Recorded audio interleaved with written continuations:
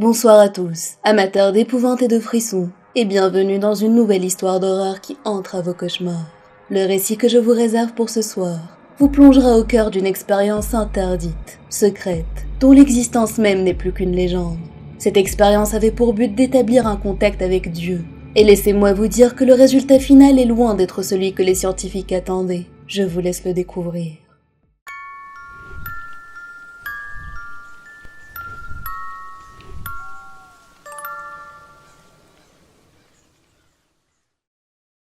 En 1983, une équipe de scientifiques profondément pieux a mené une expérience radicale dans une installation non divulguée.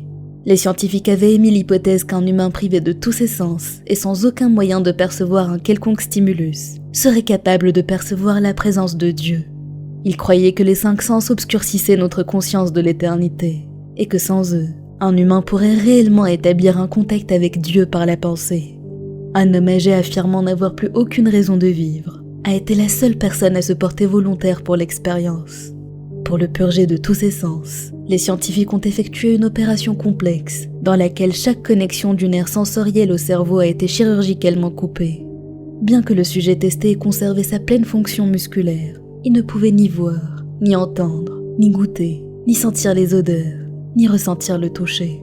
Sans aucun moyen de communiquer avec le monde extérieur ou même le percevoir, il était seul avec ses pensées.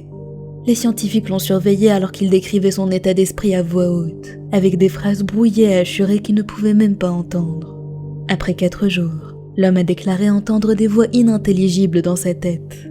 Supposant qu'il s'agissait d'un début de psychose, les scientifiques n'ont prêté que peu d'attention aux préoccupations de l'homme. 2 jours plus tard, l'homme a affirmé en pleurant à chaudes larmes qu'il pouvait entendre sa femme décédée lui parler, et plus encore, qu'il pouvait lui répondre.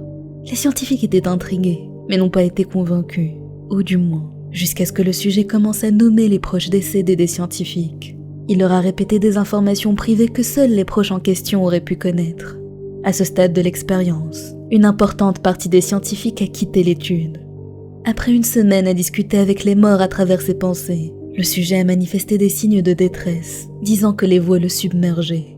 À chacun de ces instants éveillés, sa conscience était bombardée par des centaines de voix qui refusaient de le laisser tranquille. Il se jetait fréquemment contre les murs, sans même en avoir conscience, dans une vaine tentative de déclencher une réaction de douleur. Il a supplié les scientifiques de lui donner des sédatifs, pour qu'il puisse échapper aux voix en dormant. Cette tactique a fonctionné pendant 3 jours, jusqu'à ce qu'il commence à avoir de graves terreurs nocturnes. Le sujet répétait à plusieurs reprises qu'il pouvait voir et entendre les défunts dans ses rêves. Un jour plus tard, le sujet a commencé à crier et à griffer ses yeux non fonctionnels, espérant ressentir quelque chose dans le monde physique. L'homme, hystérique, répétait à présent que les voix des défunts étaient assourdissantes et hostiles, lui parlant de l'enfer et de la fin du monde. À un moment donné, il a crié « Pas de paradis, pas de pardon » pendant 5 heures d'affilée. Il suppliait régulièrement les scientifiques de l'achever, mais ils refusaient et lui répétaient des encouragements qu'il ne pouvait entendre, persuadé qu'il était sur le point d'établir un contact avec Dieu. Après un autre jour, le sujet ne pouvait plus former de phrases cohérentes. Il était apparemment devenu fou. Inexplicablement, il a commencé à arracher des morceaux de chair de ses bras avec ses dents. Les scientifiques se sont précipités auprès de lui et l'ont attaché à une table pour qu'il ne puisse pas mettre fin à ses jours. Il a lutté contre ces liens avec une force surnaturelle, haletant et hurlant sur un ton de désespoir jamais vu. Le spectacle était insoutenable. Puis, après quelques heures à être attaché, le sujet a cessé de se débattre et de crier. Toute combativité semblait l'avoir quitté. Il s'est laissé choir sur la table, telle une poupée de chiffon désarticulée, et a fixé le plafond d'un regard vide. Des larmes coulaient de ses yeux morts, intarissables.